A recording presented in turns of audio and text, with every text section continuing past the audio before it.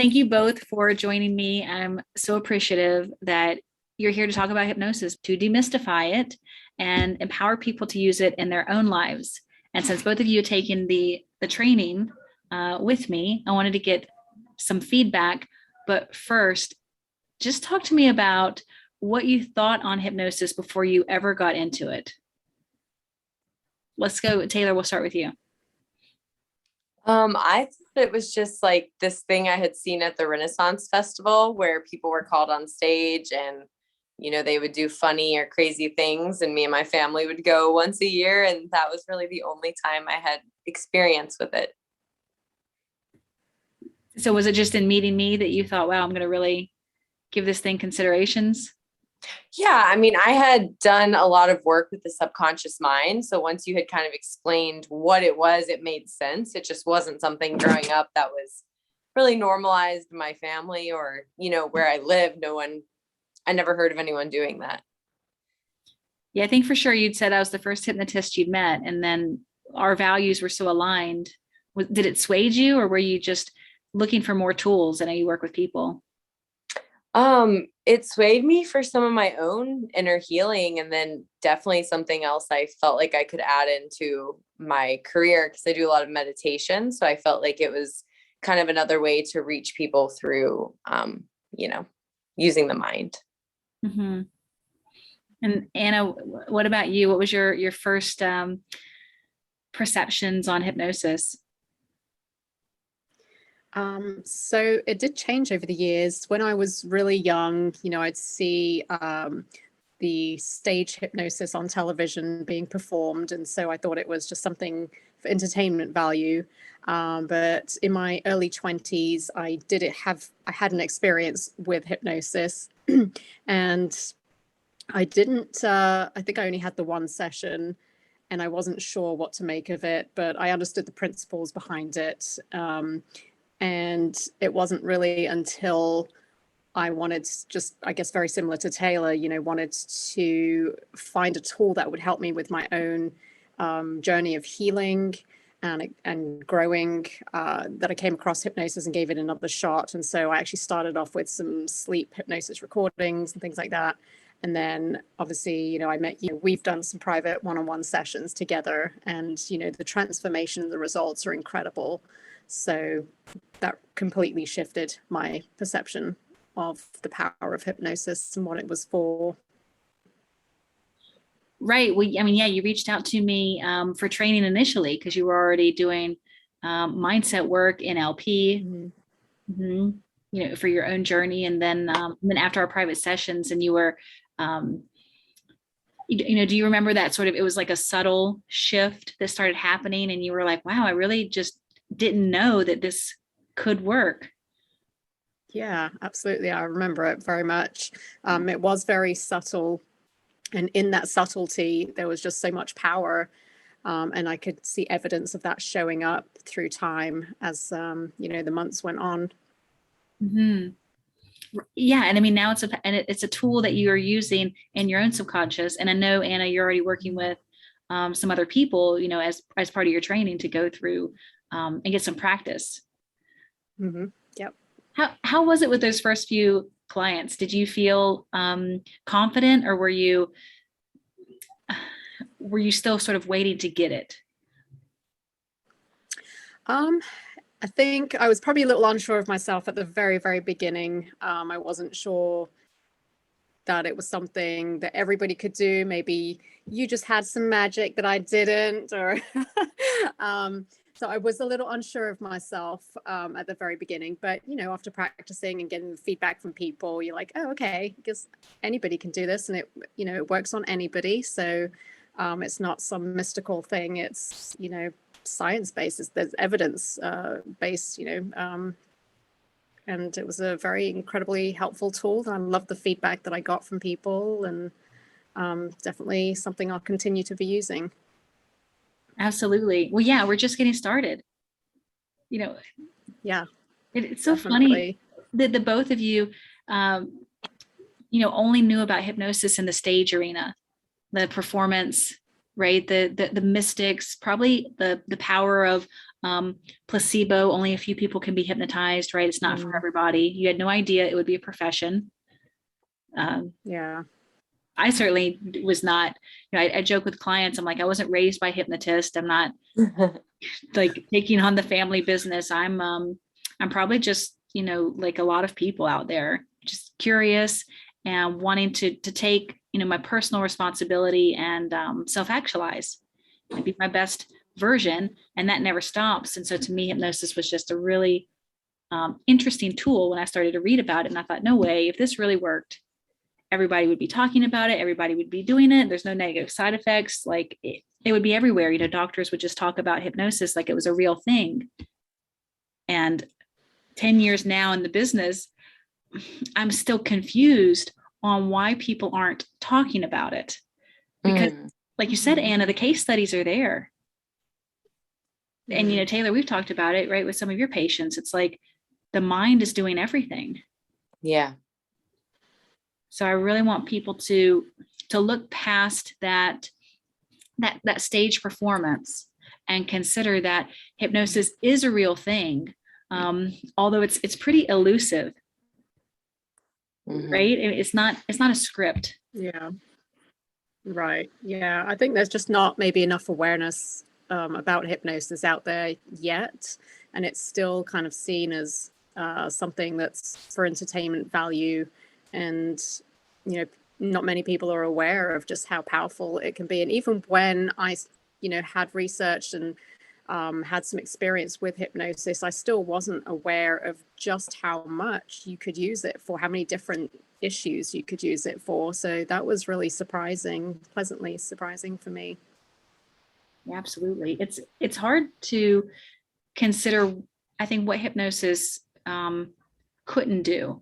And I'm such a, like, I want to see it and then believe it, sort of person. Even the people probably think, oh, you just have a great imagination. And it's like, well, actually, I'm just wanting to understand this stuff, which is why I'm basically just still studying it. And my office is my lab. Yeah, it's really a flaw in the system that, we're not educated growing up about the power of our mind, because if we were, then we would probably have we would, know about all these different tools, but that's not something that is even focused on, breathing and using the subconscious and just how much power the mind really has in our everyday life. That's what we're doing, right? Bringing the mindset out there. I mean, Taylor, you probably knew, like, as soon as you got out of college, right, with a medical degree, working with people, that you were bringing something a little bit different, not only the head science of like the practices that you had learned, but the heart. And I think, the three of us, because we bring that heart to people, I mean, Anna, and it comes through in your audios, right? Like you have a real care, and it's that language that speaks to the subconscious. It's hardly the brain. And this is where hypnosis doesn't have to make sense. It does take a little bit of confidence, sort of that fake it till you make it mindset. The hypnotist is the one that goes into hypnosis first. They believe the change is possible. And it's almost like walking in with that confidence, even if it's faked. But that's the thing, in my opinion, that makes the shift. And then the script, the imagery, the conversation, that's just the rhetoric. They call it the fodder that the conscious mind needs. So my first client, you guys, I wasn't terrified, but I was so nervous that this guy said, "Have you ever done this before?" And he wanted to quit smoking, and it wasn't anything about health. It was because of the money. He hated spending, wasting all this money on cigarettes, and he wanted to quit smoking because he was spending so much. I think it was like 2.5 packs a day. And I was only going to charge him $50, because I was insecure about, I don't know if this can work. Let's give it a try. I'd done some people in practice and friends and family. But he could tell I was nervous, and I'm not going to lie, because he's like, "Have you done this before?" And I'm like, "Not on anybody I don't know." So actually, I'm going to let you have this for a session free. Even though for smoking, it's a horrible idea, because you want an exchange, you want them to feel invested. so that they're not just like waiting for you to hypnotize them. They're hypnotizing themselves and you're just the director. So after that session, he felt amazing and, left and all of that. And I'm just kind of like, okay, I don't know if this is going to work or not. I don't understand how this could work, how I could just have a conversation and this guy who's been trying to quit smoking would quit. But then he came back the next week and brought me $50 because he's like, this is amazing. And that was such a valuable experience for me because it boosted my confidence. Now, if he had not quit smoking, or if I'd never heard from him, if he'd never even told me, a lot of clients just don't really follow up with what they get as their results until maybe years later, and you bump into them and they think, yeah, or they tell you, yeah, I've been changed and I've told everybody about it, and this was a pivotal point in my life. If my confidence had not been built at that time, I would have not given up, because I know that this science has existed through cultures and through time. And so this is why, my brand, Modern Day Hypnosis, I want to bring it out in a modern way. So you guys went through the training. You heard my lessons, right? I put really, a decade plus of understanding of psychology simplified. Tell me what you think. Well, Taylor, we'll start again with you. Tell me about series 1. I mean, did it simplify and expand? Could it do those both things for what you needed to know about how to work with the mind? Yes. And I really liked the different learning styles during it. So I really liked that there was like, an audible while I read the book, and then like a video and an example. I love that it takes all different forms of learning. I would say it gave me a really confident way to answer what hypnosis is, which is something that I've known about working with the subconscious mind, but I wouldn't say my confidence was there to deliver like, this is what it is and this is how it works. And I just felt like the course really drilled that in. I felt like I could confidently answer that by the end of it. Trying to think if there was anything else. I felt like I like that I can access it over and over, and, I'm probably going to do it again I don't think you learned anything just once. So, but I think that there are plenty of nuggets to relearn something completely different this next time. Yeah. I've listened to it an embarrassing amount of times. And even though I wrote it and it was painstaking, the maybe obsession about the words to try to put a theory to this elusive technique. I take nuggets out of it. Literally this is the training that I wish I had come across at the very beginning, because probably my insecurity was because, the training started with scripts instead of the theory and philosophy. Mm-hmm. Makes sense. I definitely think it would be more challenging to because it was like your explanation of things, then hearing it in the example was really, like the induction and stuff, that was really helpful for me. And then from doing hypnotherapy sessions with you, I realized when you had done that with me, and that was cool to like put that together. Yeah. To reverse engineer the formula of our sessions. Mm-hmm. Yeah. It doesn't lose the beauty in any way. Instead, you see, like, this is already something that I think we do with each other. Everybody out there already could call themselves a hypnotist, and we've just reverse engineered it. Mm-hmm. Now, Anna, you've done, and Taylor, I know you've done a lot of training products too, but Anna, you had already done NLP training, right? Like other mindset things. What did you think about the way that I structure the philosophies? I thought the whole thing was really well laid out, and I think you hit the nail on the head when you said you try to simplify it. It was definitely very easy to follow, and just like Taylor said, it's great that we can just continue to access the course over and over, because sometimes you miss things the first time around and you want to go back and kind of refresh your memory, or pick up other things that you may have not picked up the first time round. But the course was really well laid out. And again, just like Taylor, I love all the examples that you included, so that I'm a visual person, so seeing things visually really helps me. Mhm.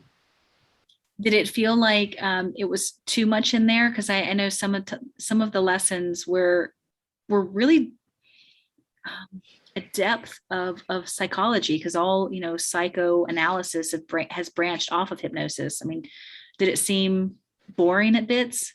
You could be honest. No, I loved it. And I love that you included some of the history as well. It's just fascinating. Everybody enjoys learning about different things. So the fact that you had different subjects in there, like the history, as well as obviously the techniques that needed to be included, and, just the whole package was really interesting. Thank you so much. Maybe it's because it's my own voice, and so when I'm listening to it, I'm like that when I hear my own voice too. So. And guys, really, when I was putting it in this like uber, as much as it could be simplified, because I think the lessons like maximum were like 25 minutes long. I was really wanting it to be a concept so that you could start developing your own styles. Do you feel like you have, some skill set in that way to like expand and move modern hypnosis forward? Yeah. Yes. Yeah, definitely. Yeah. Personally, I'm working on confidence still with like my delivery, but I do think that, with practice, it will become more natural. Mm-hmm. Yeah, I remember that I wanted to, thread through that course, that disclaimer: you can't mess people up. You could not use hypnosis for negative effect, nor could you, with positive intent, do something harmful with hypnosis. And so hopefully it's that relief, right? That you couldn't mess somebody up. Have a little bit of fun with it. Your heart, right? This is where you're speaking from. Mm-hmm. This is the part of you that's going to say, wow, I'm going to feel brave because this interaction could change someone's brain for the better. Mm-hmm. And a mentor of mine very early on reminded me to stay detached from the outcome. That's a great reminder. Yeah. So that that's easy to forget. Yeah. Well, it's kind of, inverted, because, the hypnotic formula, right? It's like set the expectation, but then the subconscious is always now. So it's like, let go of expectations, because that's like a future state. Yes. Oh my gosh. It's almost, but it's fun. I think we have fun, studying and continuing to talk about it. I know I do. I put a lot of late nights into those fun formulas so that hopefully those would be simplified. I just really like math, and I know not everybody does, but I'm trying to like put an engineering style on these really ancient, formulas, so that everybody could use them, because math is the universal language. Love that. I feel like it's also allowed, like it's cultivated more presence in my life. Because I just am more, I'm tuning in more to my own mind from studying the mind. Yeah, definitely. Yeah, there's a little boy I was just working with, and he's got some phobias, and kids are so heightened in their creativity and suggestibility and acceptance. And I'm reminding him, like, you've made those things up. You could make up new things, because we're all making up everything. Just some of our stuff feels more potentially real than the other stuff, but you're only going to feel one way. And so create a story that works for you, and just, check into that story. Right. And I think we did this, like the reset button, just reset whenever you. Definitely. Yeah, it's super powerful. And just like Taylor was saying, I'm also becoming more consciously aware of like any negative self-talk. And so I'm using hypnosis just to kind of create affirmations and reset my programming and remove any kind of limiting beliefs that are there that are still existing. So it is really powerful work.